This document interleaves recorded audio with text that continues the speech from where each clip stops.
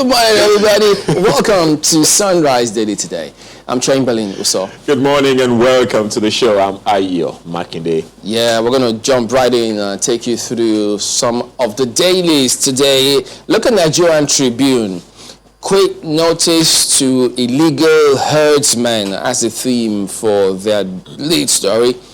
How Ondo reactivated 1969 cattle trade law.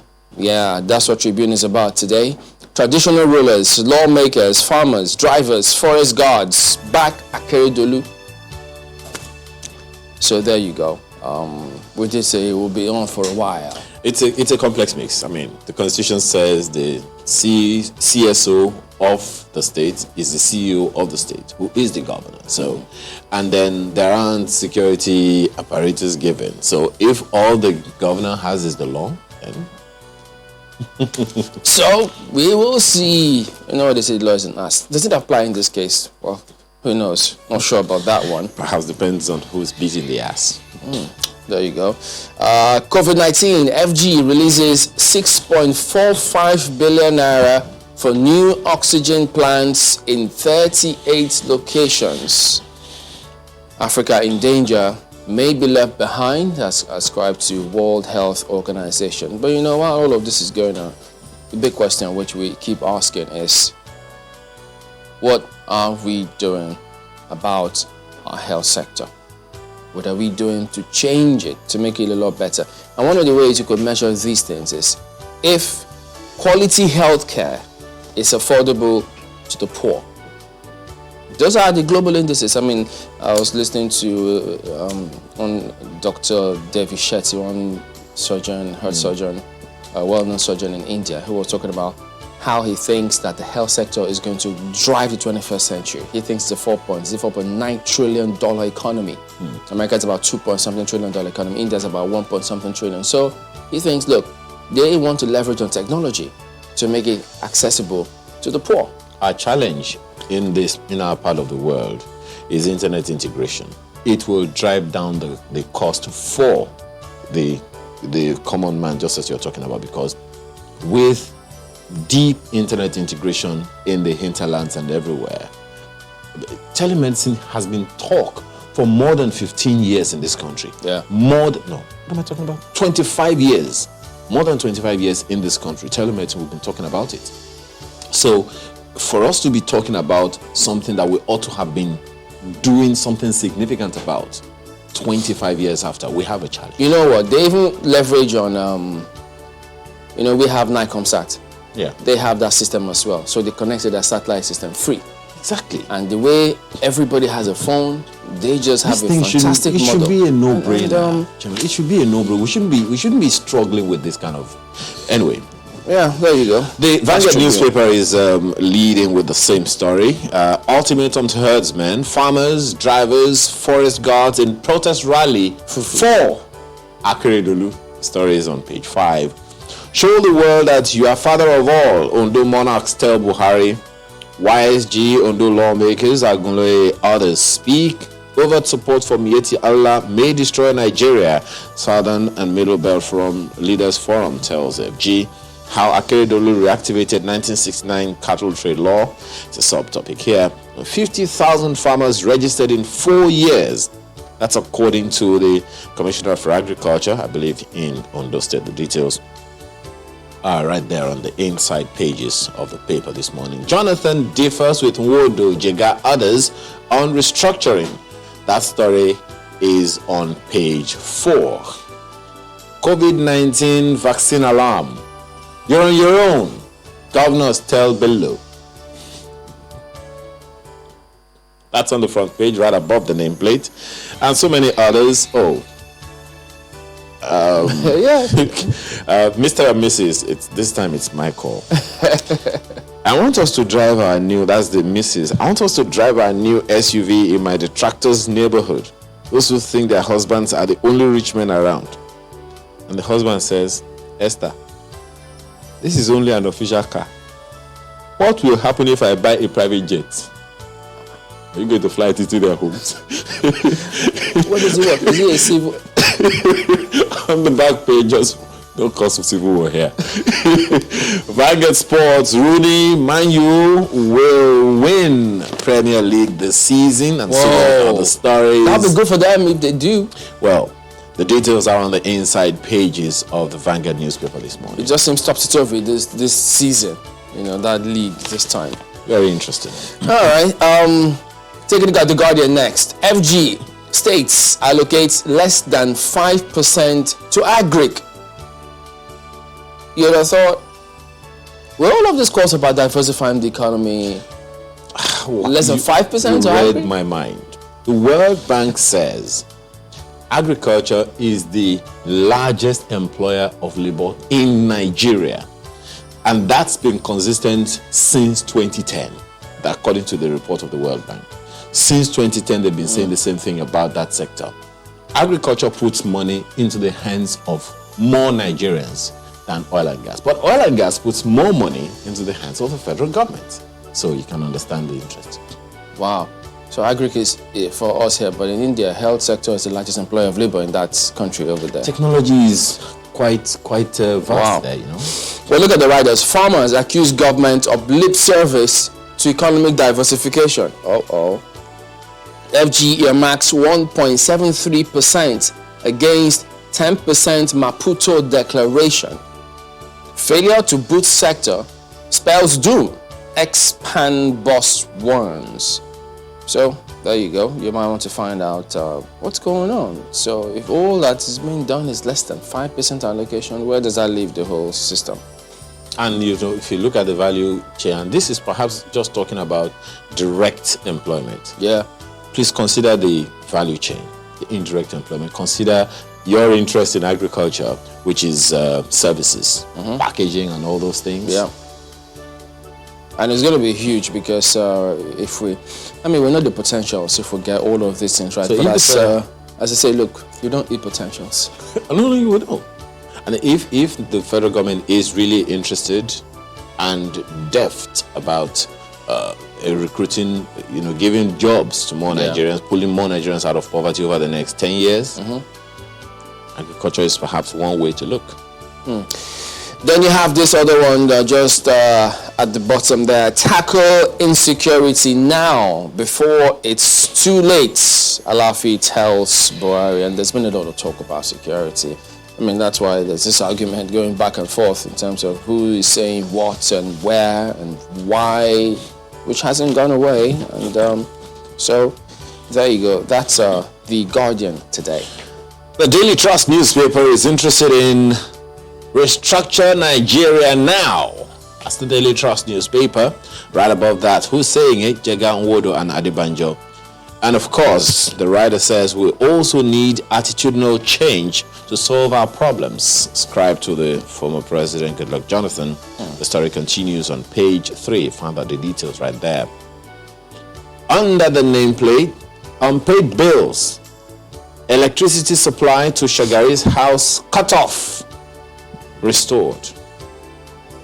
That story is on page 9. Found out the details. Isn't prepaid meter? We'll have to, as you say, the devil is in the details. And right under the picture you see there, governors disown Yahaya Bello over COVID-19 vaccine claim. Story is on page 7. Makwe. Well, I'll quickly do 2 papers for you this morning. Good morning, Nigerians, and good morning, guys in Lagos. Let's look at Leadership Friday very quickly. Nigeria's self-sufficiency in rice production under threat. That's what they have on the front page. Stakeholders seek stringent action against insecurity, smuggling, poor incentives.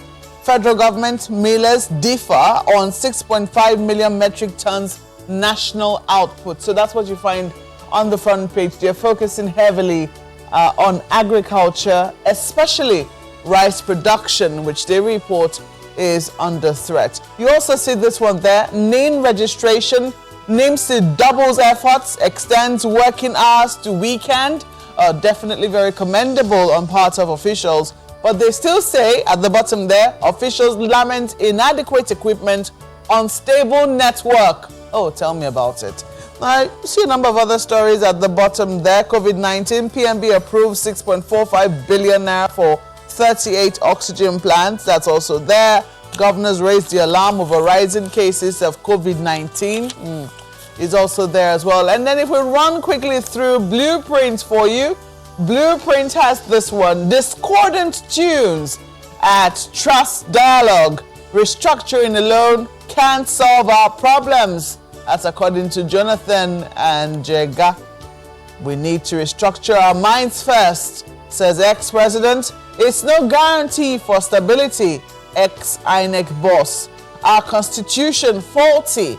That's according to Wodo and Adebanjo. So they focus very heavily on that story. If you look at the bottom there, NIN, MTN, Glow, others risk 1.16 billion naira revenue loss daily.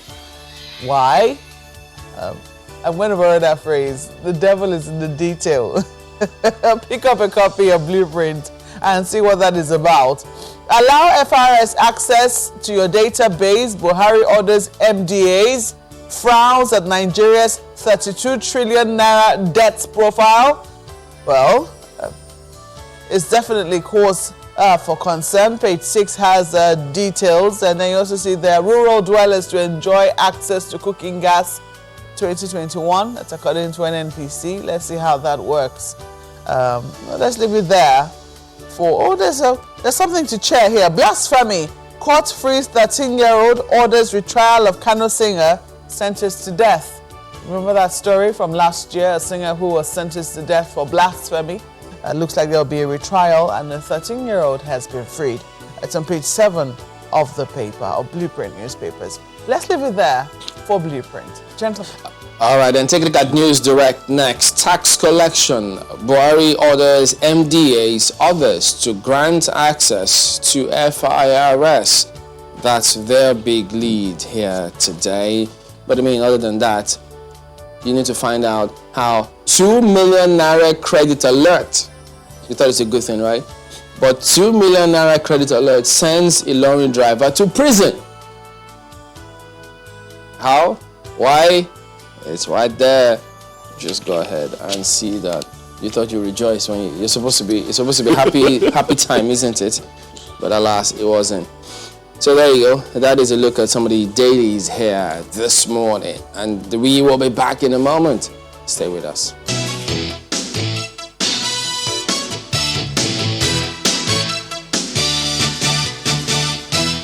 All right, welcome back. Well, you know, this talk about restructuring. There's that conference that held yesterday about this whole thing, where we headed. Is it just going to end up being a talk shop? What are we going to do about it? How should we even approach it? So we have approached it before. Have we? 2005, 2014. What results do we have? Exactly. Well, joining us this morning, we've got Dr. Olufemi Adegoke, who is the Chairman, Steering Committee of Yoruba Summit Group. Good morning, and thank you for joining us today on the program. Well, thank you. This matter came up again yesterday. The former president, as a matter of fact, had a different perspective. He thinks, look, there are certain things that need to be done about restructuring. We can't go on the same way about it. I mean, you heard this speech. He talks about us restructuring our minds, nepotism, tribalism. These are things that we need to address, and that they even exist not just at the federal level, but at the state and local government level, which is deeper than many people think. So he is of the opinion, if we don't do something about that, you can't restructure in isolation. Do you share the same thought, or what do you think? Right. Go ahead. Thank you. Can you hear me now? Yes. Right. I said for President Jonathan to come at this point in time to tell us that we need to restructure our minds rather than restructuring the country. It's a bit funny. Let me put it that way. This was somebody who was at the helm of affairs for about 6 years. And at the tail end of his tenure, when he was seeking re-election, he convoked the 2014 conference, Sovereign National Conference, which was supposed to usher in restructuring. But rather than get off the ground running with it, because he had about 9 months, he waited until his time was over and he lost the election and nothing could be done. Then the Buhari administration came in and said they were having nothing to do with the restructuring. Now, to cut a long story short, 2023 is in the horizon. And all these shenanigans that people are talking from two sides of their mouths is just a way of positioning themselves for 2023. Before the elections, they will promise heaven and earth. They will talk about restructuring. They will talk about electoral reforms and everything. The moment they get there, nothing gets done. And they say, give us some time. We just came in. Before you know it, one crisis or the other will be orchestrated. While they are dealing with that, another election cycle is in the offing. So that's the game that is being played, and people are tired of this. The National Assembly is forever amending the Constitution. You can't keep on amending this Constitution because it is flawed right from the bottom. It needs to be thrown away completely and a new Constitution brought in. And we are not asked to come and reinvent the wheel here. We had a Constitution that was negotiated. People say, that Constitution had its problems and so on. Within that Constitution, there were means of addressing all sorts of things there. Okay. That was how the Midwestern region came into being. Okay, Dr. We'll equally get a lot more. Okay. We'll get a lot more of your perspectives in just a moment, but just hang on. Let's equally get to Abuja for the opening perspectives as well. Okay. Indeed, Chimling, we have with us Alhaji Muhammad Yakubu, who is a member of the National Working Committee, Arewa Consultative Forum, here with us in the studio. You're welcome to the program. Yeah, thank you very much. Good to see you. Good to see you too. Happy New Year to you. Same to you. And it would seem that we're starting the year again with another talk around restructuring. It would seem that no matter how we try to run away from this topic, it just always comes back. Yeah. And somehow it always makes its way back at the beginning of every year. Yeah. What are your thoughts this time around? Because we have eminent people speaking on the matter. You cannot dismiss the voice of someone like President Goodluck Jonathan, INEC Chairman Mohammed Jaga, I think that's his name, and also the prominent personalities that we have seen there. And it would seem that, not everyone is singing from the hymn sheet. Yes, restructuring, but the president says restructure your mind first. What do you think? Let me, first of all, good morning, Nigerians. Let me, first of all, correct the impression by Dr. Adegoroye. I'm not speaking for Goodluck Jonathan. I was there at the Daily Trust Dialogue yesterday. What former President Goodluck Jonathan said is that he concurred on the issue of restructuring. He said there's a need to restructure. But in addition to restructuring, we need to restructure our minds too, which I totally agree with. Some of us in my own group, not as ACF, we have our own small think tank to our own small group. What some of us think about this restructuring is that this restructuring means it has different meanings to it. Depends on who is speaking about it. Has a different meaning to it. There are those who think it should be total resource control. There are those who think there should be devolution of power and so on. Like yesterday at the Daily Trust Dialogue, you had divergent views. But some of us, what we think will be in the best interest of this country now is to look for somebody, 2023 is around the corner, is to look for the best material that will lead this country. The issue, this nomenclature attached to wherever the president or wherever a leader is coming from, maybe zoning or so on, it has some side effect. It has some mental effect on the candidate. When you say Zone A should produce the president now, that zone will just go and sit down lazily and said, okay, it's our turn to have the president. It's our turn to just sit down and do whatever we feel like. But if you have the best material, wherever that person comes from, we should remove that nomenclature called zoning from it. So you think this is about leadership? It's about leadership. If we have 20 new constitutions, if we don't address weak institutions, restructure characters that lead that institutions, we are not going to make any progress. Let me just quickly give you an example of what happened in America now. I will let you put that example when we come back from this break. Yeah. Please stay with us.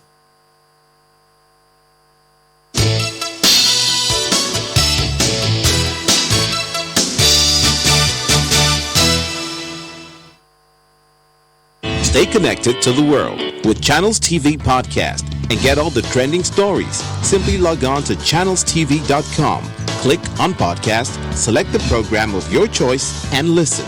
Our podcast is available on Apple, Google, and Spotify. Tap the expertise you trust. Touch the stories that touch you. Anytime, anywhere.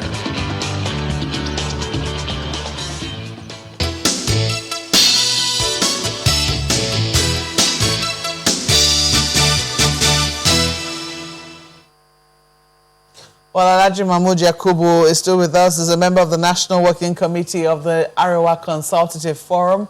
And you were just about to give us an example. I think you were mentioning the United States. Yeah. Recently, what happened in the United States, the former President Donald Trump, what he attempted to do, if the U.S. does not have a strong institution and strong characters managing those institutions, he would have messed America up. What we should emphasize in Nigeria is strong character to manage our and strengthen our institutions. Once we have that, we are good to go. No matter the number of constitutions. Now Dr. Adegoro is saying that we should have a brand new constitution. How do you have a brand new constitution? How do you have a brand new constitution?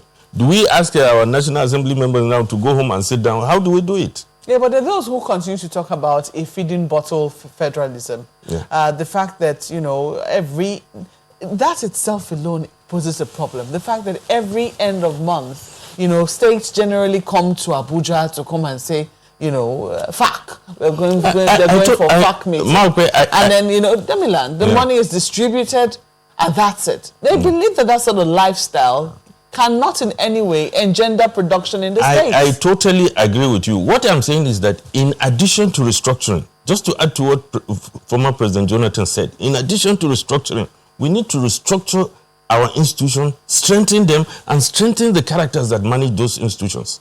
I can quickly give you another example. Why Chief Umodo was talking about First Republic is because we have strong institutions and strong characters managing them. There's an example in the North then. Late Chief Sunday Awoni was secretary to the late Premier. The late Premier wanted an aircraft for a trip and he requested that through Chief Awoni. Chief Awoni replied back that aircraft has been booked to go and pick a local person in one of the villages to bring him to the hospital in the town. Can you tell me now if any subordinate of a principal now can look up to his principal and tell him that no, this is what needs to be done? That's why we have problems. Sycophancy, hypocrisy. If we have strong institutions, strong characters managing them, we are good to go. So in addition to restructuring, devolving, I agree with Mahmoud, I agree with Atahiru Jega that powers needs to be devolved. The question is, when are we going to have, as you rightly said, it's in addition to major changes that need to be done. Yeah. You agree that the changes that we're talking about are fundamental. Yeah. So when do you think that these fundamental changes are going to happen? We seem to be beating around the bush. No, they are ongoing. Government is continual. They are ongoing. Like now, the ACF is making arrangements, making some proposals, putting some proposals together that we will send to the National Assembly. What we think should be done. What I expect Dr. Adegoro to do from his own group, they have representatives in the National Assembly. Why does it have to be these groups? I mean, a party like the APC promised restructuring as one of their mandates. At some point, when the agitation was quite loud after they had taken office, they put something together. I mean, they asked the governors to do something in their states, and then they came up with a document. Why hasn't the APC, for instance, or even the federal government that constantly keeps telling us that, oh, it lies with the National Assembly, why have they not been able to put a document together that, you know, they can take and say, you know, National Assembly, in fulfillment of our promises to the Nigerian people, this document we think will fundamentally be able to shift things, you know, for the betterment of Nigerians. So some of us have the same question for the party in power. Don't you smell a rat? Whatever we smell, if they are not ready to do it, we as the people should put ourselves together. Like yesterday, there was Honorable, at that dialogue, Honorable Kumalia made a suggestion which I totally agree with, which is to show that if the government is not ready to do what they promise, we have a way to do it. We have a way that we can put things together. If the ACF, the Ohanize, the Afenifere comes together, round table, and sit down and decide what they think should be done, we present it to the National Assembly. We can't throw away the National Assembly. What options do we have? That would be anarchy. Well, what do you think, though? Do you think that it definitely will not go in the way, come out the way it went in, that sort of document? Isn't that right? No.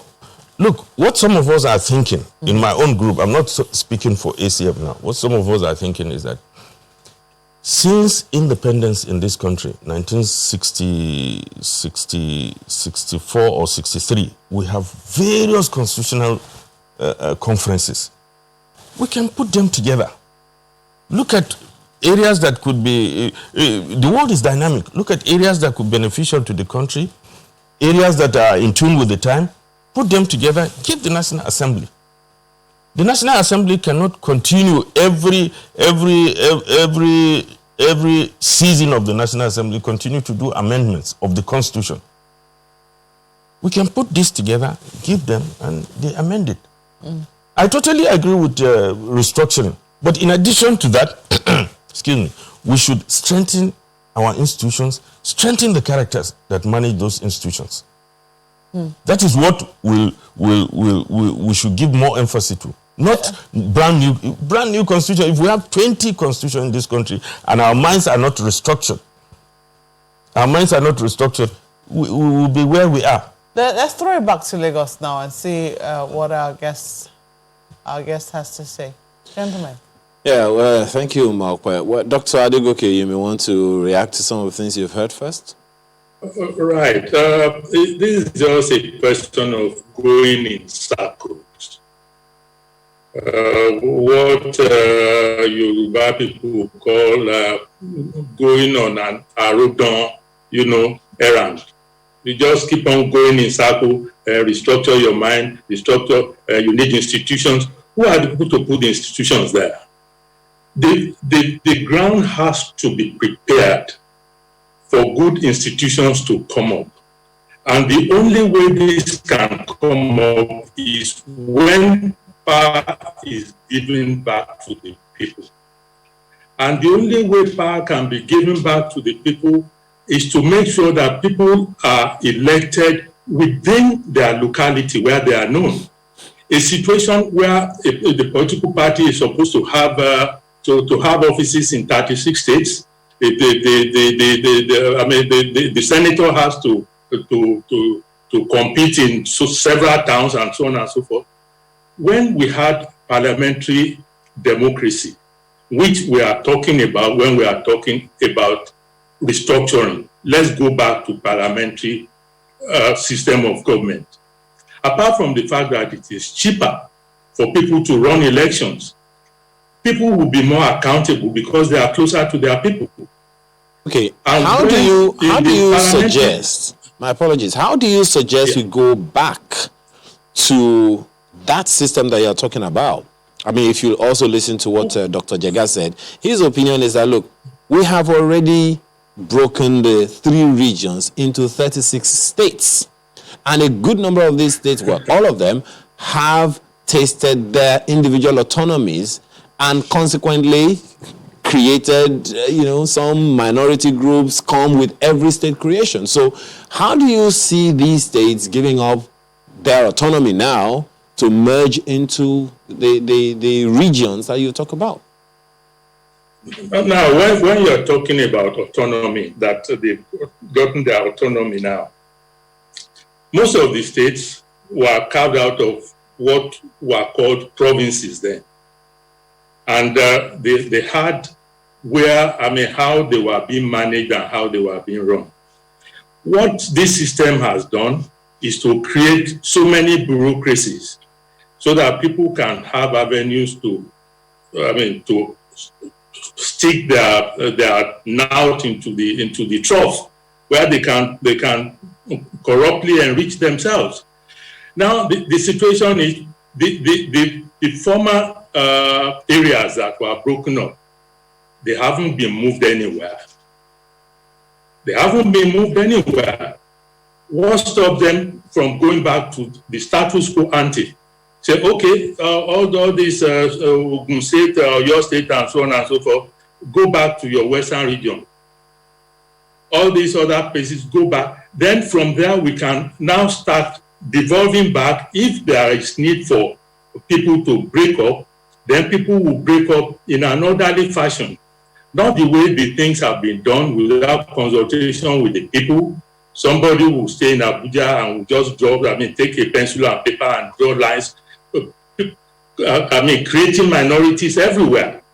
If people are allowed to congregate based on their mutual languages and culture, these things are very easy. The politicians are making it seem as if it is rocket science, as if it is difficult. It is not. All it needs to when something goes bad. Yeah. What then happens to the governors? They had places they had things they were doing before. They don't own the land. If the army takes over tomorrow, the army sends them away. Do they say what happens to the governors? All these type of questions, they are just trying to pull wool over people's eyes. Governors, that is the end of the show.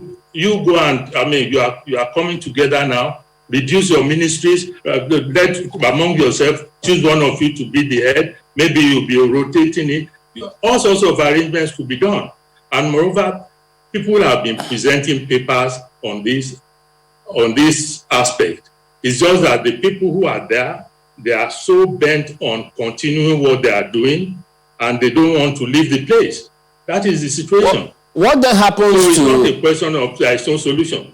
So what about the impression that they gave there that something needs to be done about the mindset, nepotism? Because even if you seem to change the structure with those prejudices, it still will affect how people see things and may never bring about the kind of development that we want. Does that mean that, look, those views don't really matter? No, it is putting the cart before the horse. You need to lay proper foundation first. And when people know that, these are our own people too. If your own people are putting people there, it's still within your own people. But you have somebody from outside coming to lord it over your own resources. That's where all these problems of nepotism come in.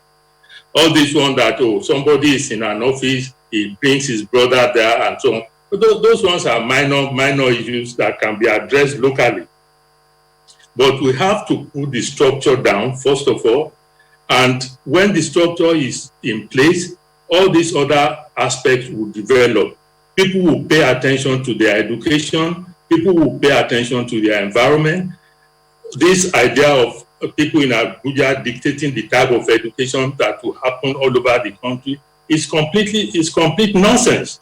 Let all the people within their area determine what they need to do. There are some areas where they want to be versatile in mining, some in trading, some in IT. Let them fashion their education in those directions. You can't put a whole blanket all over the country and people have to develop at the same rate, and you put all this quota system and all the federal character in position. Those are the things that are creating these injustices that people are complaining about, that you are talking about, nepotism and so on. If those things are off the table, let government be local, then we'll have less problem. And people can develop, they can develop their resources, and they can grow. Everybody will be happy.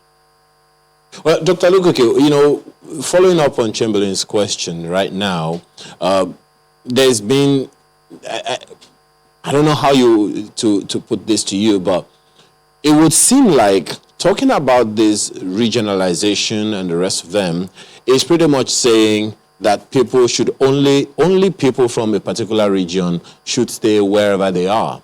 Because what President Jonathan was saying at that meeting, which also followed up on Chamberlain's question here, is that the sense of ownership of Nigeria is not as strong as a sense of ownership of the different regions.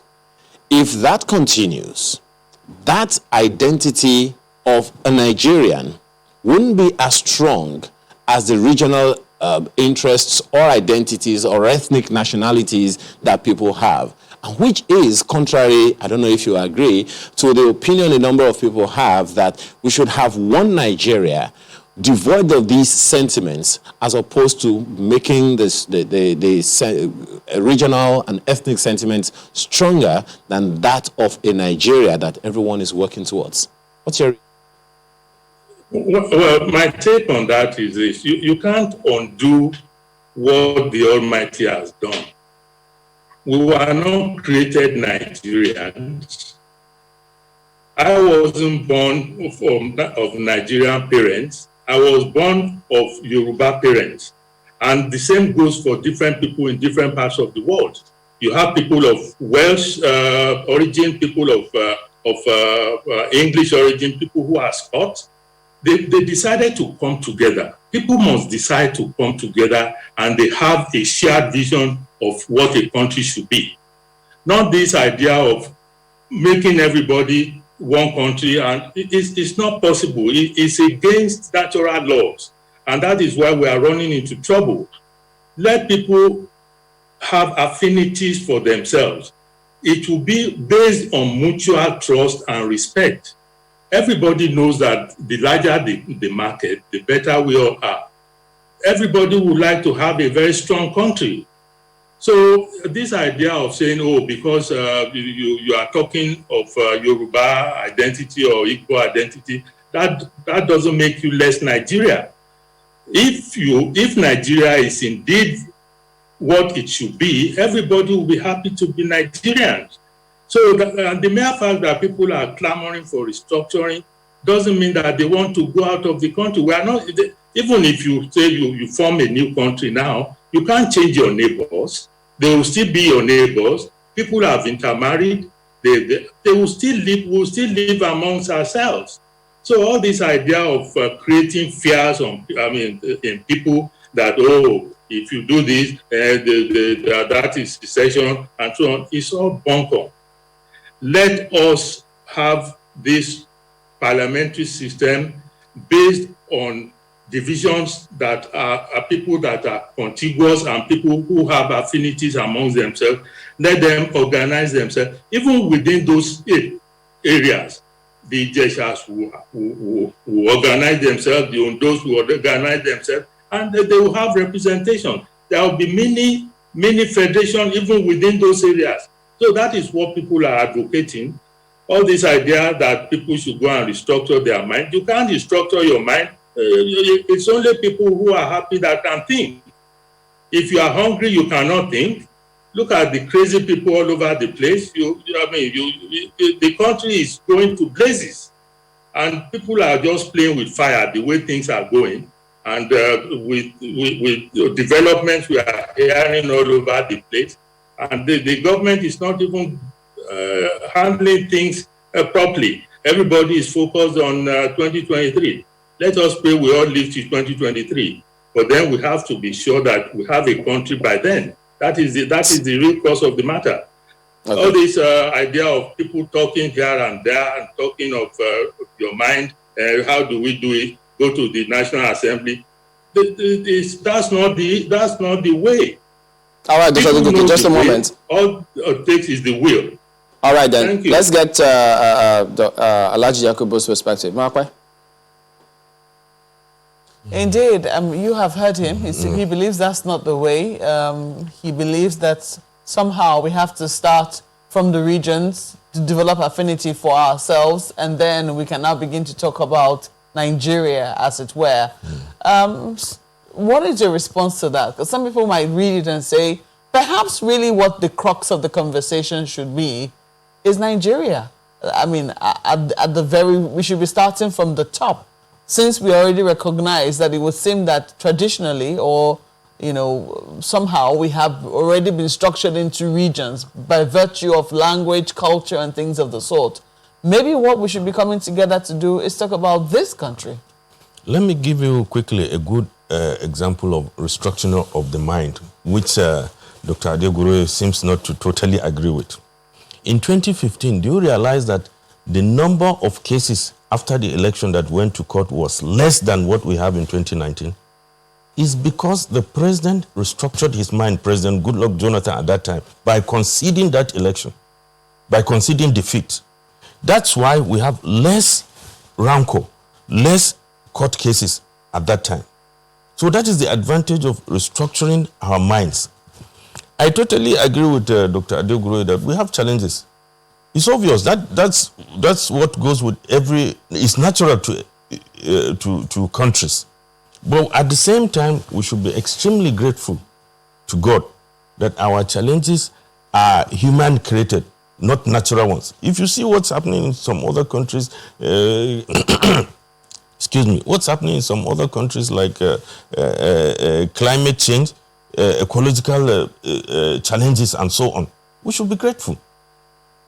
What the problem we have in this country is leadership. That's why some of us are saying that 2023 is around the corner. We pray and hope that some of us will get there, and we hope and pray that the country will be in one piece then. What we think should be done, including people like Dr. Adegoro, is to start getting the best materials right from the grassroots up. If we have the best materials, like I told you initially, that this idea of zoning, if we remove that nomenclature, it has a mental effect on whoever is at the helm of affairs, saying that, okay, I'm from zone A, so it's time for me to come and do whatever I like and get away with it. How does that mean that that's what zoning is about? I mean, tell me what has been happening since 1999 that we started this idea of zoning. I can tell you how it affects the mentality of whoever is at the helm of affairs. Give an example. Let me give you an example. Let's start with President Obasanjo. I'm starting with him. When President Obasanjo was president, you see what OPC from the Southwest were doing. When Jonathan Umaru Yar'Adua lived very shortly, when Jonathan took over, you see what was happening in the Niger Delta. It's because they think their own is at the top, is at the helm of affairs. They have license and liberty to do whatever they like. But if whoever is at the helm of affairs is the best material, what will be working in his head is that, look, I'm being privileged to be here because Nigerians think I can be just and fair to everybody. That example doesn't quite work. It works. If it doesn't work, okay, let me land.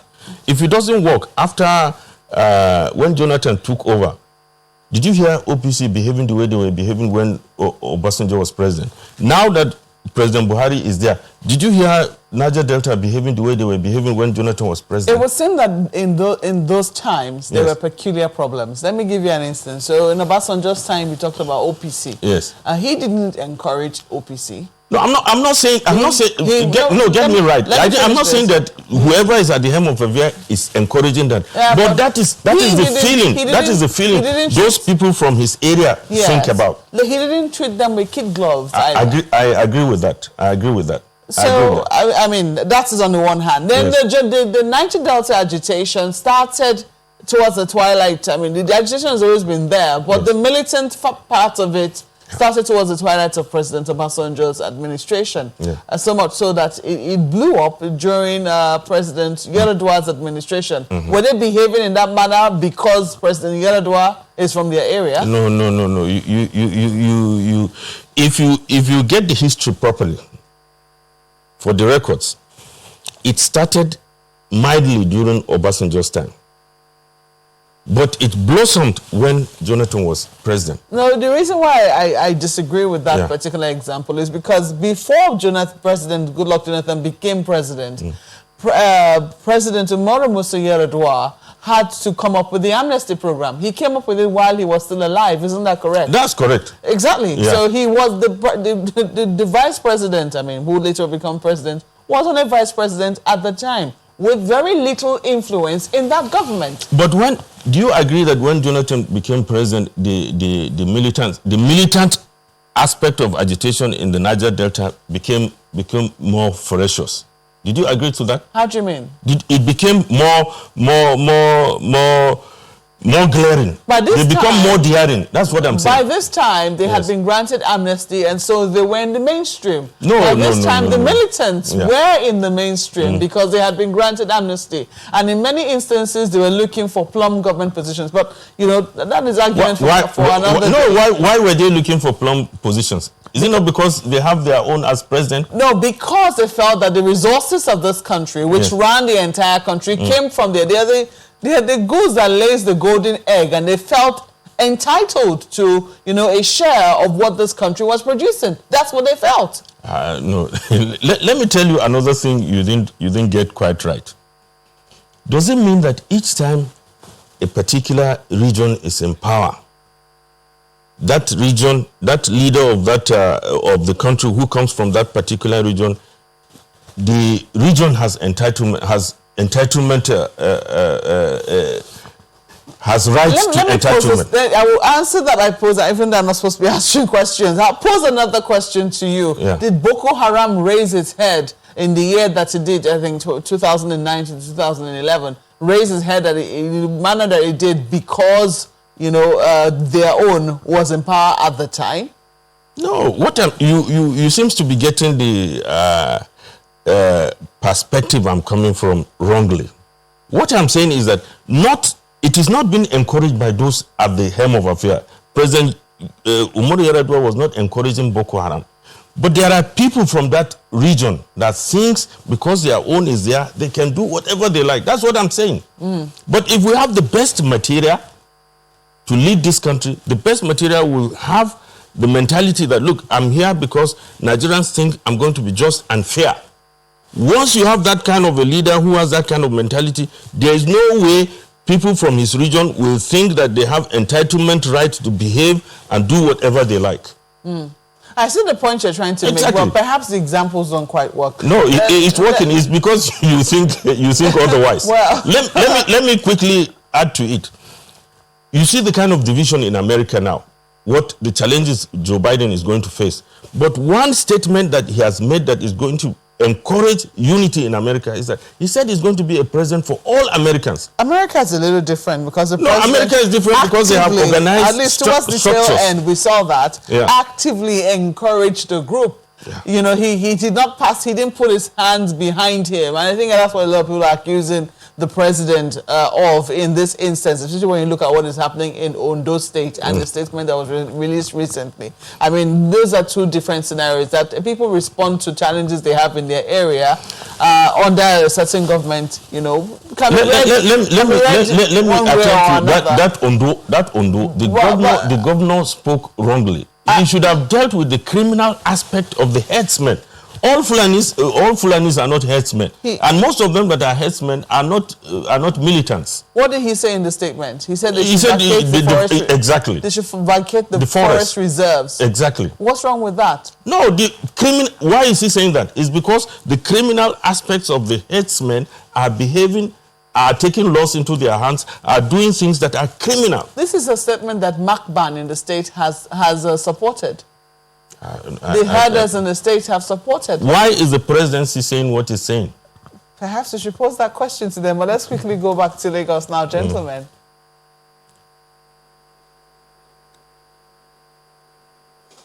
All right, Dr. Adegoke, could you just go ahead as we wind down on this one now? How do you think, what practical steps should we be taking now to address this? Well, it's very simple. If the will is there are ways the executive can package bills for the National Assembly to make laws that will guide how this process will take place. Because there are a lot has been written about the modalities for achieving this restructuring, if only people are ready to listen to it or to look through it. Many have been sent to the National Assembly. And just to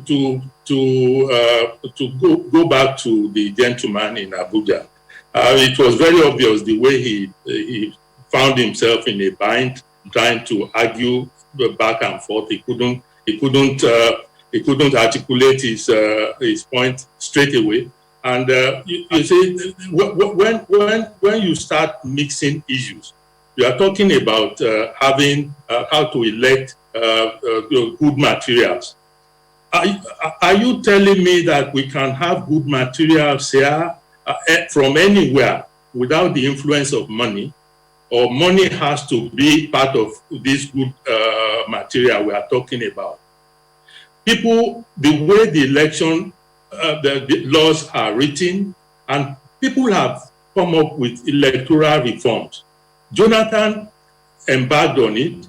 The moment this administration came in, they abandoned it and they went back to the old ways, and everything is back to square one. There is rigging, there is ballot snatching, equating Jonathan not going to court with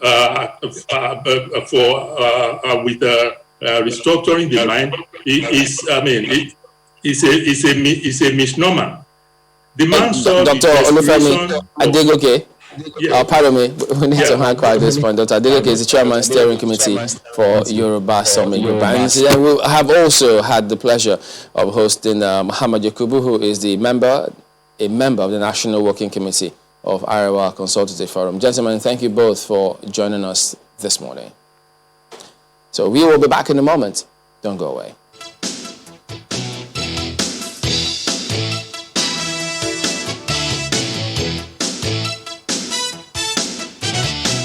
Welcome back. Well, now we do have Mrs. Zainab Ahmed, who is the Minister of Finance, Budget and National Planning, joining us this morning. Good morning, and thank you for joining us today on the program. Good morning. Thank you for having me in the Sunrise program today. All right, well, Nigerians. Yesterday, we had a member of the House of Representatives who raised concerns about some provisions of the Finance Act, which he says lowers the tariffs for imported vehicles. He says that is going to adversely affect the automobile manufacturing concerns in this country. So could you go ahead and shed some light on the reasons behind that decision? Okay, well, the Finance Bill 2019 and the Finance Bill 2020 were both designed to enable us adopt counter-cyclical policy measures to be able to adequately respond to the COVID-19 pandemic by providing fiscal relief to taxpayers. And some of these provisions in the bill also is designed to reform fiscal incentive policies that have been existing for a long time, and also to prioritize job creation and accelerate economic recovery, and also to foster greater collaboration between the monetary, fiscal, and trade authorities. So when we were designing the bill, we adopted 5 thematic areas. One of these areas, in addition to counter-cyclical measures, is to provide fiscal relief for mass transit. This is important because we have inflation running at double digit and increasing on a month-to-month basis. And when you decouple the inflation, you find that one of the major components of the inflation is food inflation. One of the major drivers of food inflation is transportation costs.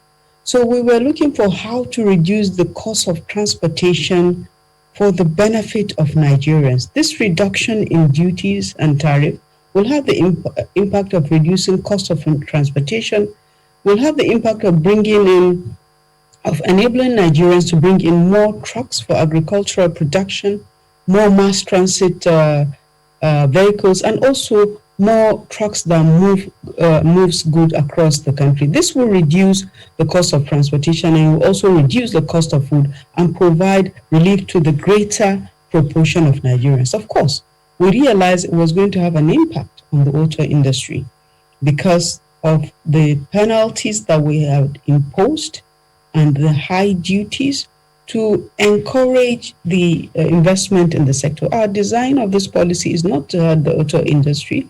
If it has that consequence, government has already started discussing with the industry. We have had one meeting chaired by His Excellency, the Vice President, in which the auto industry was engaged, and we are to continue engaging to say, okay, what do we do to provide relief for you in this interim period? Because this is a fiscal relief.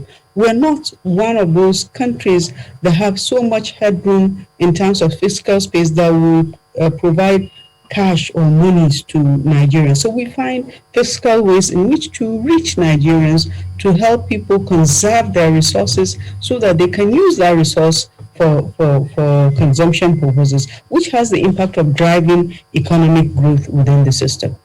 It would seem, madam, that we are solving one problem and creating another or fostering another, because part of the plan of the National Automotive Plan was to recruit Nigerians in their millions, looking at the direct employment and indirect employment that the automotive plan, detailed out over the past few years.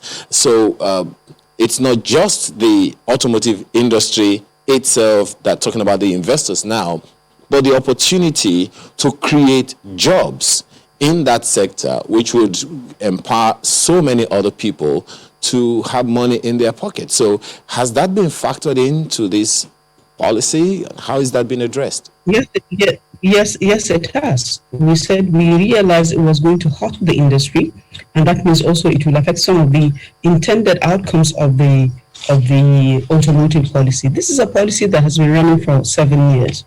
Today we have 14 automotive plants in the country. Their combined production is under 50,000. The needs in Nigeria is 750,000 vehicles. We have a global crisis. This is the economic slowdown occasioned by the COVID-19 pandemic is a crisis that we have not seen anywhere in this country or even globally. So we have to take measures that are difficult, but tough, but necessary to be able to have the desired relief to the greater population.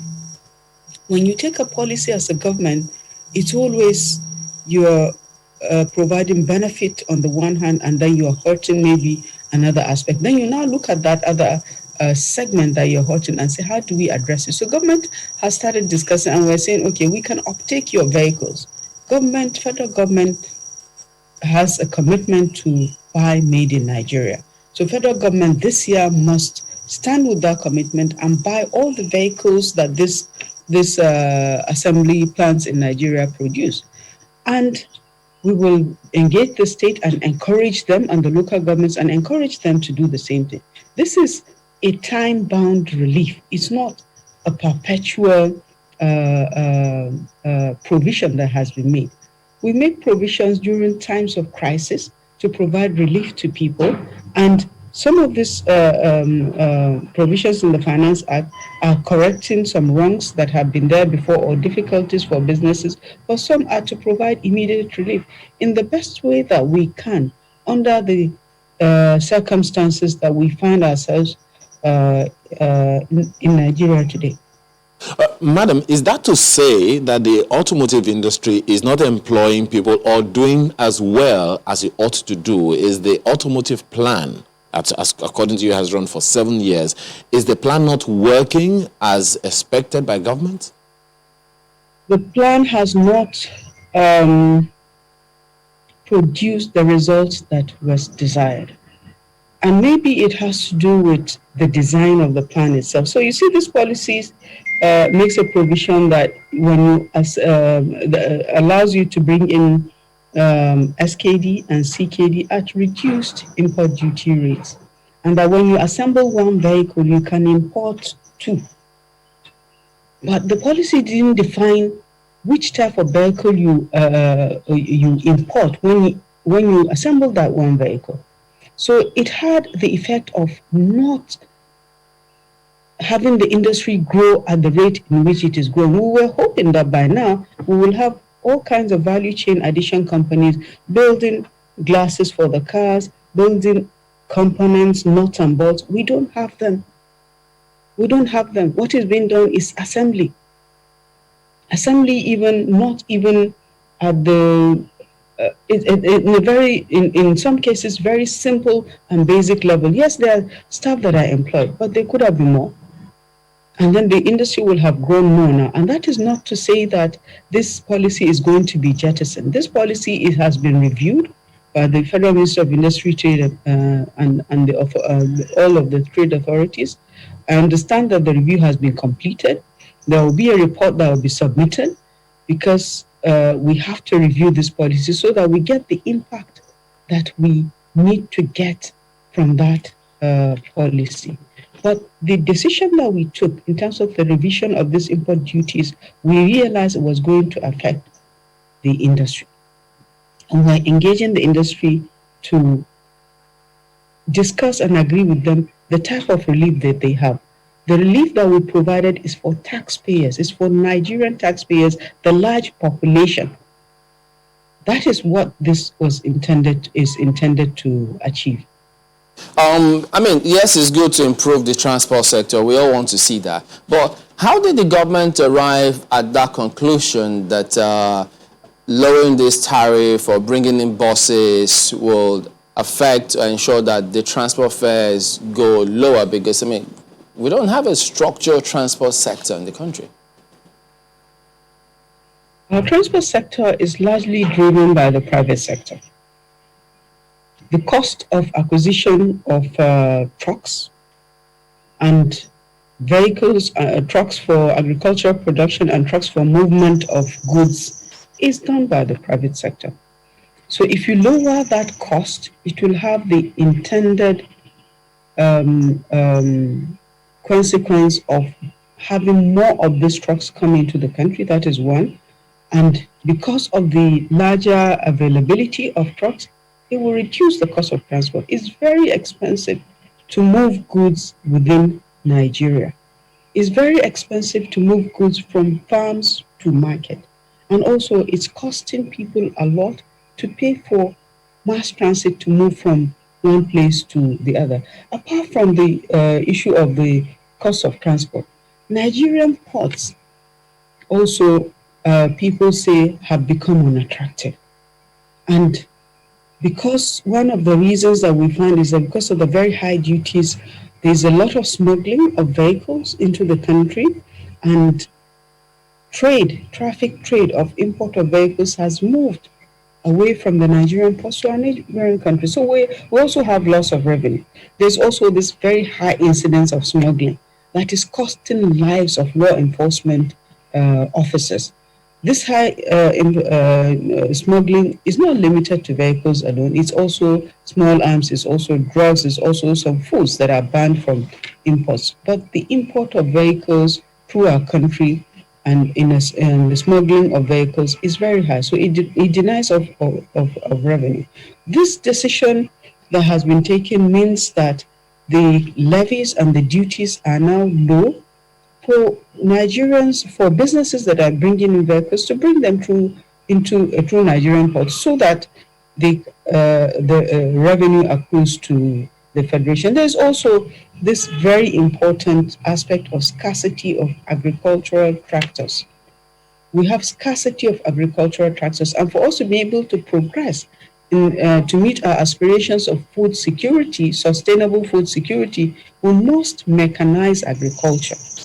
Mechanization of agriculture can only be done if you're able to bring in trucks. So it means now you can bring in agricultural trucks into Nigeria with very low cost. And we feel that will encourage more people to bring in tractors, not only for farming, but also for leasing to farmers that are not able to themselves buy tractors for their farms.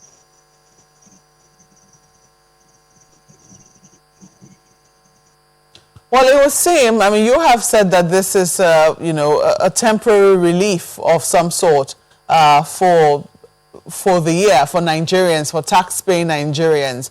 But it would seem that it's a blanket lift of the import duty on almost all classes of vehicles, so that even the tractors are clearly spelt out in that policy. They're in a separate class by themselves. All other vehicles, from the ones meant to move food products to private vehicles, all of them have their import duties reduced to a large extent. First and foremost, I'd like to ask why that blanket removal, if ideally what we're targeting is food inflation. And then secondly, do we have a mechanism for monitoring? Because this is not the first time that we're talking about food inflation. I do recall when I'm trying to remember her name now, Mrs. Adeosun was Minister of Finance, there was a conversation around the high cost of moving food from north to south. And it would seem that, resolutions were not quite clear at that time. The resolutions we have come up with now, do we have a mechanism for monitoring to ensure that the policy would actually have an effect on the cost of food? Yes, we do have a mechanism for monitoring. But let me first of all answer the first part of your question, which is why the blanket adjustments. For cars, the import duty is still 35%. What has been reduced is the levy from 35% to 5%. So there's still an import duty and a levy of 40% on cars. And this is still the highest within the region. For tractors, for mass transit vehicles, the change was from 35% to 5% and 10% respectively. And for trucks for movement of goods, from 35% to 10% as well. So it's not a blanket removal. And then we remove the levies as well. But the import duties are still there for all of the classes of the vehicles, except that they are there at a reduced rate. On monitoring, we do have a National Bureau of Statistics that reports on a monthly basis indices relating to consumption. And this report entails extensive surveys, gathering of data, and reporting on the movement of each of the key components that make up our consumer perception index, which is a major tool for measurement of inflation. So on a monthly basis, this is measured. So we will be able to tell by this monthly assessment how the cost of transportation is moving. And any policy that is made, that is reviewed, means there's always an opportunity to amend and to improve. Our main target is to provide relief to Nigerians through this mass transit fiscal relief policy. That is our main focus. It's not to hurt the industry. Again, we will be engaging the industry to discuss with the industry and find out we have our own views, right? And find out what they would want in this period when we have these adjustments that have been made to enable them continue to maintain and grow their businesses, maintain staff, and employ even more people, and to really grow. Again, we have reviewed the policy. Unfortunately, I haven't seen the result of the review. It's 7 years old. It's been reviewed. The review process has been going on for quite some time. I understand the trade authorities have finalized it, and they will circulate it, and we will sit with the industry on the outcome of that review. And that review also involves the industry. And we just want to get the best out of the auto policy in Nigeria for the benefit of businesses, but also for the benefit of Nigerians. Considering where our greatest need lies right now, which is about the vehicles, mass transit, do you think that we could have encouraged our local auto industry to focus heavily on that and try to boost capacity in that respect, rather than say, oh, we know you're producing vehicles, government would, take off most of the vehicles that you're producing instead? Because some people would say that this policy, I don't want to use the word somersault, but it would seem that this policy adjustment could affect the trust, which is oftentimes lacking when government comes up with a policy, the trust and the confidence that investors need to put their money where the mouth of government is on the long run. What are your thoughts on that? Well, our thinking is that we have to engage the industry to see how the automotive policy can be improved going forward. It's a policy that has run for 7 years, and it has actually been due for review at year 5, and it wasn't done. This review has just been concluded. Again, let us not forget that the greater benefit we seek to achieve is for Nigerians. When you have a patient that maybe has had an accident and comes into an emergency ward, what you want to do is to keep that patient alive.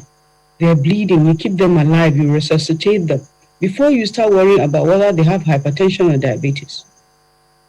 So we're trying to make sure that inflation does not continue to run away, that food prices do not continue to soar, that Nigerians will be able to afford food, and that they will have, as a result of savings from transport, more disposable income in their hands to be able to spend and consume in all consumption aspects of the economy. So this is targeted as providing tax relief to Nigerians, and it's all up to us, the auto industry and government, to look at how we can refine the auto policy so that we can get the desired results. We didn't design this policy to be able to reach 50,000 cars per annum at year 7. That's not the intention, when the demand is 750,000 per annum.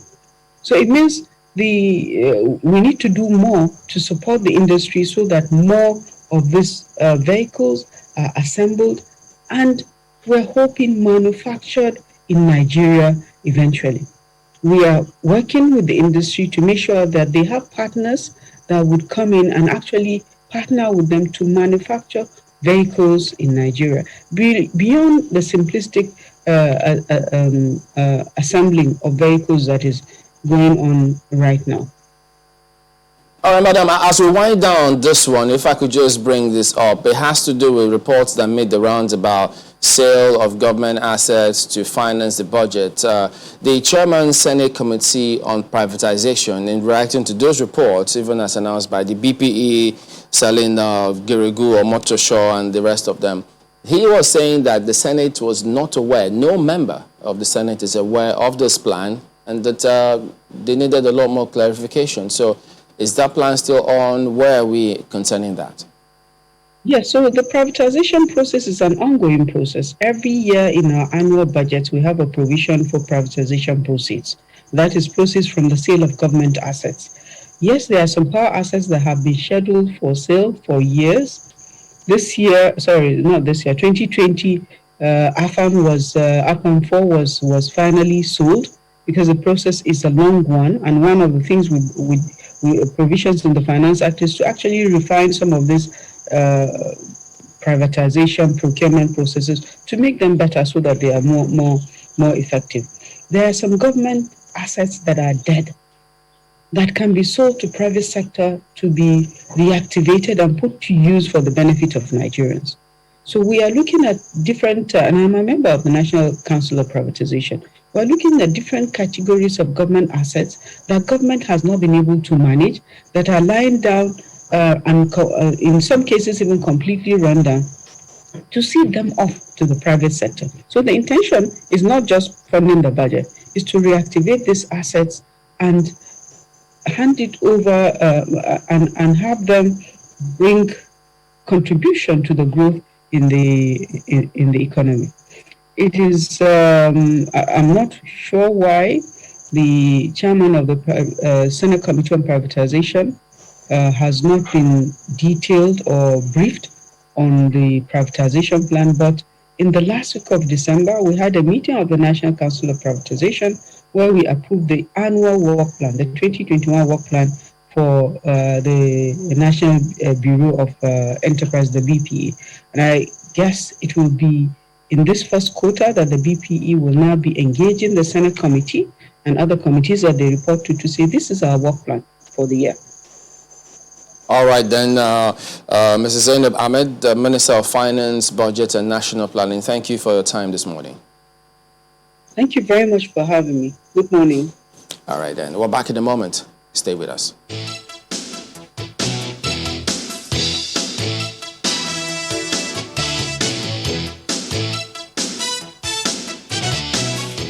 So take a legal perspective on that ultimatum given by the governor of Ondo State. Jibrin Okutekpa joins us this morning virtually. He is a senior advocate of Nigeria. Thank you so much for your time this morning. Well, you have heard this and it's been on for quite a bit. First of all, when you heard it and when you heard the reactions that it's generating, what's been going on through your mind? Well, good morning. I hope you are hearing me. Loud and clear, please. Loud and clear, please. Very good. I think there is a lot of misconception going on in the media. The first I heard was that the governor of Ondo State, His Excellency Governor Oluwarotimi Akeredolu, had given notice to Fulani Elder to leave Ondo State. A lot of reactions are pouring in. But from what the Secretary to the government of Ondo State had said, and from the address he has rendered to the protesting people, the governor, from valuable records from that statement, seems to suggest that the activities of elders should be limited to a certain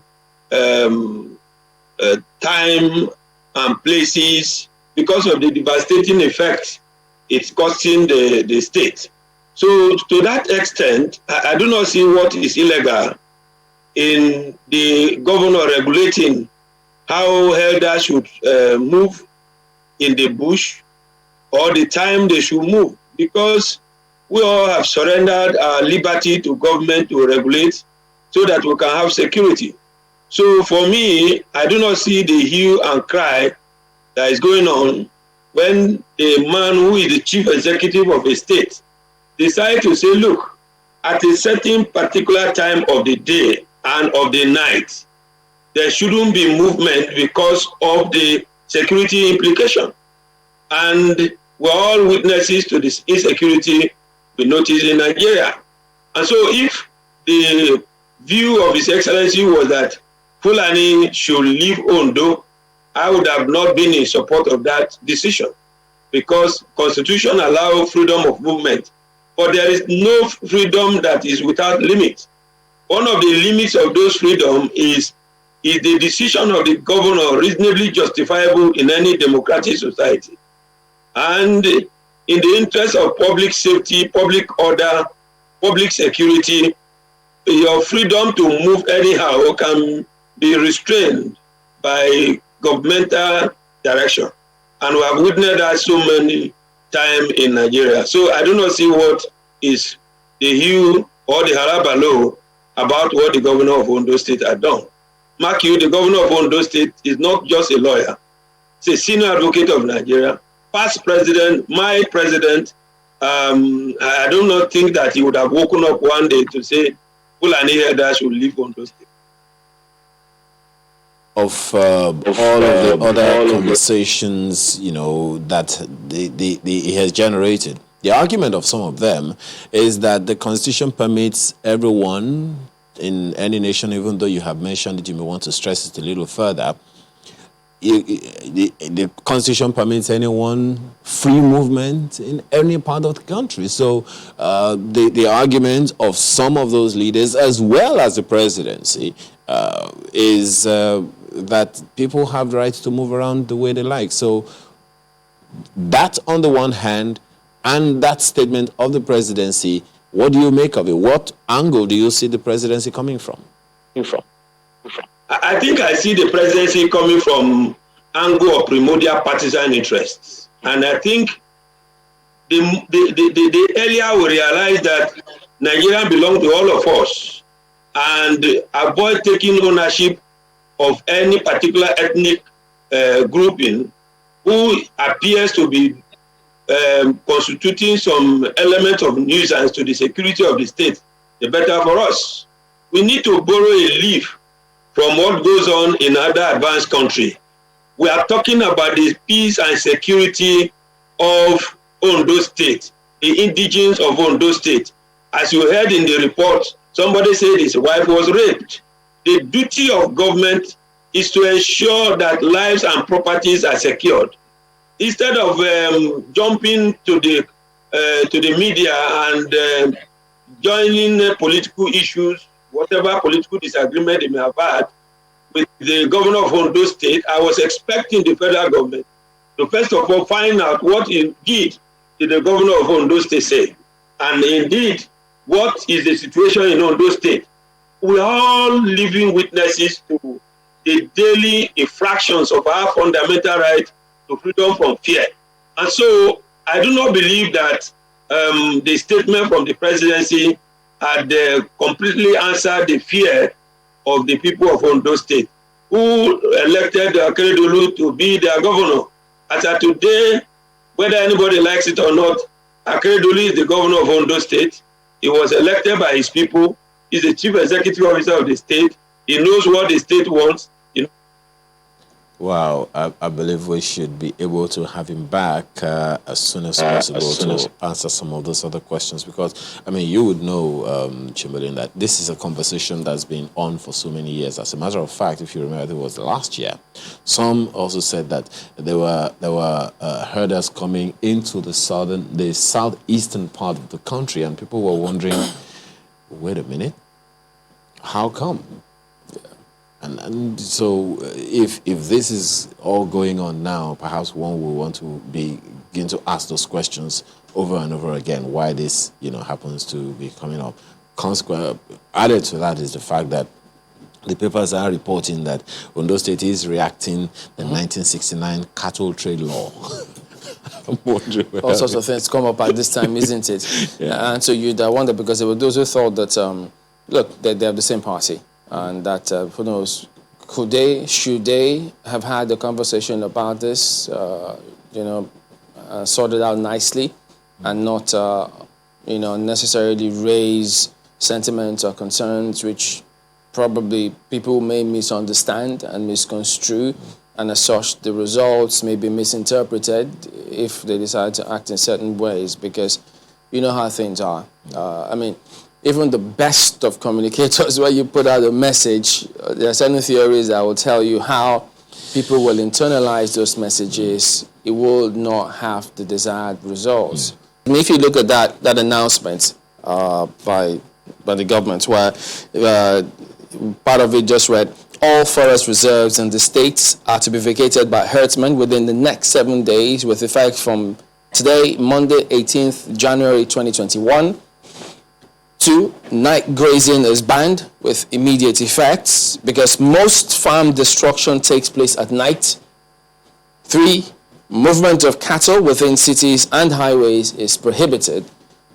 Underage grazing of cattle is outlawed. And it goes on. It says a resolution to guarantee the safety of all lives and property within the state shall remain utmost, as security agencies have been directed to enforce the ban. In its usual magnanimity, our administration will give a grace period of 7 days for those who wish to carry on with their cattle rearing business to register with appropriate authorities. You know, the part that you talked about, you know, the nefarious activities being carried out at odd hours is actually something striking. If you listen to that man who said that a woman was raped, and that's definitely something that will give attention to, that will get the attention of any woman. I think Maupe has something to say about this. Maupe? Yeah, but do we have Mr. Kutekpa back yet? Well, not yet, I guess. We have Mr. I do Kutekpa hope back. that we get him back soon. But I mean, Yeah. as Chairman did mention, you know, communication could be the problem here. What is said and what is heard could be very different. Only yesterday, and these matters are very related, the Oyo State governor gave a statewide broadcast where it would seem that people are beginning to take laws in their own hands and, you know, interpret a certain message which the governor passed around or which the government came up with as a directive. I mean, for instance, he said in his statement or in his broadcast that some people were already issuing quit notices and passing these flyers around to people and threatening lives and property, it would seem. So in many instances, it would seem that there has to be a delicate balance, you know, between what is said and what people understand that has been said, especially when this dialogue is going, if there is a dialogue going on between the state government and the presidency. It has, both governments have the task to work for the security and welfare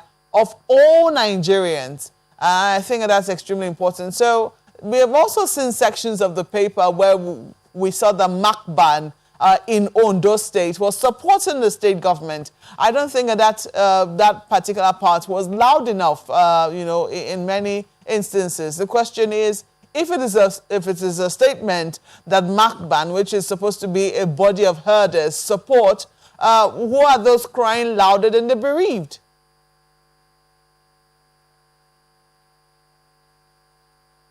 We also want to, you know, reference the fact that, you know, this is about security of lives and property. And there are different levels of security operatives here. First, we have been talking about, since last year, we've been talking about community policing. Police constables, you know, that are supposed to have been deployed at various levels in various states. Amotekun Corps in some of these states, especially Ondo State pioneered, you know, its own, you know, among all of the southwest states. Yeah. Then we're supposed to have community leaders. We have traditional rulers. For these things to be going on, and none of these levels of authority have been able to do something about it until it got to the point where the governor had to make that broadcast, then there is something wrong.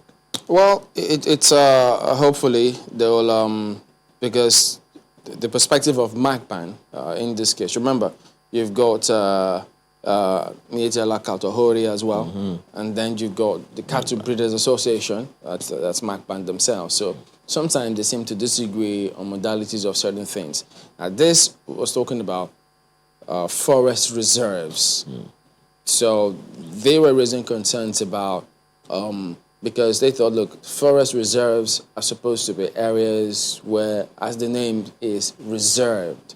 So they didn't think that people should be getting in there, because if that area is reserved, so, you know, so all of those areas have got to be a lot more clarified. But the government is saying, look, this is what we've decided. This is the way we've got to go. And if MACBAN is saying, look, they think that they're not driving people out of the state anyway. No. It just says, no, certain things need to be done.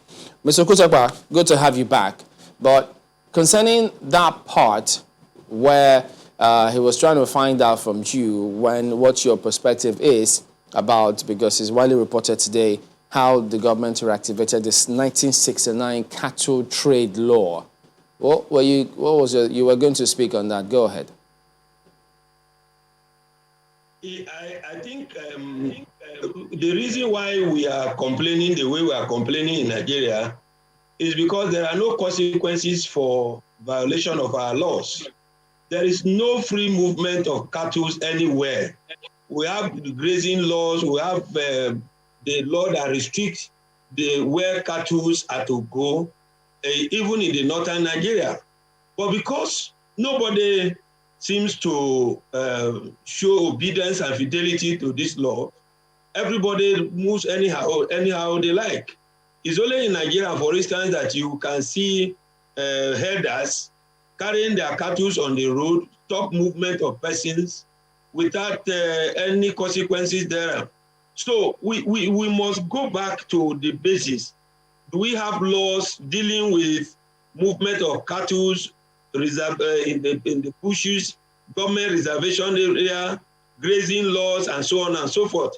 In Benue, for instance, that they have a law that dealing with open grazing law, and that has caused a lot of havoc. But the governor insists that that law must be respected. I think there is a need for both parties, both the cattle rearers, the herders, the Ondo government, and the federal government to sit down and look at the laws. What does the law say? Is freedom all that limited, or there is a limit to which you can go in exercising of your freedom? Because even cattle rearers are engaging in business, and every business must have some laws that back it up. So let us not begin to encourage lawlessness in the name of just being at the edge every time a statement is issued as if it's targeted against a particular person. Because most Nigeria, other than even Hausa Fulanis, are also engaging in cattle rearing. So we must look at these things. Let them trade, but within the confines of the law. Let there be no insecurity. If there is no insecurity, like we used to have in those days, you see Fulani man coming with his cattle, you sit down, you share drinks, you share this thing. But today, some people looking like them, I'm not saying because I have no empirical evidence, but some people carry AK-47 and people's lives are being lost. So we must find solutions to this. And Nigeria is saying government at the center must do something about it. So the Ondo experience, the example, is what I can say, an attempt by the governor to enforce the law of the state. And if laws are being enforced, we must encourage enforcement of law. You see that clause where it says underage grazing is outlawed. Is it that the younger ones can't be seen accompanying maybe their elder ones, or they shouldn't be alone? Or how do you see that playing out? See, even in Nigeria, we have a law that a minor, a person who is underage, cannot do business. He cannot enter into a contract. How will an underage person control the cattle on the road? Is even hazardous to their lives. Instead of looking at, because this underage Hausa Fulani or the herders are also covered by the Child Rights Act, which prohibits the child's labor. Are we looking at that angle? Are they not being engaged in child labor? Yes, it's their tradition. But in doing so, must you allow underage person to go around? What if they are harmed? So I do not, with respect, see the Halaba law. All that we need to do is to be patriotic, nationalistic, sit down together, agree on how to live and how to enforce our laws. Let there be obedience to law and order. And then nobody will complain. But if some set of persons appear to be engaging in lawlessness and it appears to have some support from some quarters, then Nigerians will begin to raise eyebrow. And I think that is the situation. All right, then, Mr. Jibrin Kutakwa, Senior Advocate of Nigeria, thank you very much indeed for your perspectives this morning. this morning. Thank you, Chamberlain, and thank you, Channels, for inviting me. All right then. So let's take a look at some messages coming through now. You have some of them? Yes, let's begin with Olajide Oyebisi, who spoke about tariff reduction on imported vehicles. How will FG reduce transport cost with increasing fuel price and adding buses without transport structure?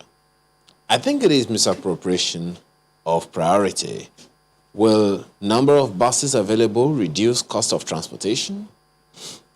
You know, part of what I wanted to follow up and ask on that was that we know that last government brought in, you remember that, all the big talk about palliatives at that time? They brought in buses for labor when labor went on strike, saying, no, you need to provide some of those palliatives before you go on with your proposal to remove subsidy. I say, well, the cost didn't go down. If it is for cost of production, the cost of production being talked about by the minister is for movement of food or agricultural produce from the hinterland to the city center. That's definitely not the work of the kind of buses that Labour was asking for. I think the communication... Labour was moving what? Person, the cost of transport, cost of moving people from one place to that, did it go down? So if the idea is the cost of transportation for food and allied matters or things, then because that's why she talked about the cost of duty on tractors and all those other things. Look, it's a good thing to want to reduce that, but we need to be sure that we get the results so that we follow through with those policies. Because if we take a decision and it's not working, we need to find out why isn't it working? What do we need to do to improve it and ensure we get further results? Remember she talked about the plan, the automotive plan that is not working? Yeah. For 7 years and we waited? Come on. Well, a good thing, they say they're talking with those people, trying to see what happened. I think this next one is from Victor, talking about developing Nigeria. Says, men looking at Nigeria, the problems of Nigeria are solvable. Restructuring for me means fixing the refineries, seaports, electricity, roads, and security. Interesting. Markwa? Forward. Well, Elijah Andrew says, talking about restructuring Nigeria, we can't resolve all the issues entangling Nigeria in one day. That word, entangling, I like it. Let's restructure and then follow with other matters. I disagree with GEJ on the saying that restructuring is not the solution alone, but we have to start from somewhere. Well, means it suggests that restructuring is the solution alone then? Is that what he's saying? Well, he says he doesn't agree that, well, he thinks, that's Elijah thinks, we should restructure and then solve others on the go.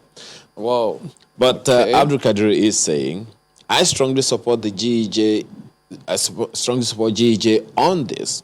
In addition to restructuring, we must restructure our mindsets and actions. In fact, our mindset is the first place to start. A better Nigerian comes before a better Nigeria. The thing about a restructuring mindset is, okay, look, how do you go about restructuring mindset? Is there any method, the strategy? Because isn't that a highly subjective thing? Is it laid down clear-cut ways to do that? So there's just one agency that's labeled with that one, and you know which one it is. Well, look at this one from Chief Brown, talking about restructuring as well, says, what is restructuring? Why are people afraid of restructuring in Nigeria? Why are they running around and avoiding the truth? They all restructure their families one way or the other, but deny Nigeria that benefit. Now, this is a different perspective now. Altogether. Restructure their families. Okay. You wonder how? In this context, can you extrapolate? Markwa? I don't know. I wish I could. I know about restructuring family finances. I don't know about restructuring a family, but I mean, different strokes for different folks. I guess he knows what he's talking about. Well, Dr. Uhumvavi says, talking about staying together, he says, we have decided to come together. It's important we stay together. We should build the right structures to reinforce our unity. Still on restructuring, Titi Tori is saying, restructuring nowhere in the world has has there been peace where a group of people have not been allowed freedom of expression? Our diversity is undeniable. We are Nigerians, but differ in so many ways, resources, religion, and so on, and should be allowed to live as such. So in other words, how do we harness this diversity and make it our strength rather than our weakness? There's a clear example in the world. India is heavily diversified. You know, America is heavily diversified. Swiss have a unique political system. Yeah, you that talked we about could it even once. take a look at as well. Well, look at this one from Oshina Kingsley about regional government. We like complicating issues in Nigeria. It's very simple. Let's revert to regional government. Allow each region to control her resources, security, education, expenditure. The central body only receives tax from each region for external activities. And this one from Joe says, we need to be sincere for Nigeria to move forward. The people in office today are enjoying the status quo. States' joint accounts with LGs, appointments of electoral umpires, meddling with traditional institutions are some of the negativities heating up the system. Wow, interesting. So there you go. What a day it's been, and what could it have been without you all? So that's why we thank you all the time. Thank you again today for letting us be part of your week, and well, thank you in advance for next week. As a matter of fact, I'm Chamberlain, so have a good one. I'm Ayo Makinde. Please do not forget, keep safe. It's in everyone's interest. Indeed. Do keep your mask on. Yes, it's the weekend. Let down your hair, but continue to wear a mask. Thank you for watching. I'm Maukwe Ogun Yusuf.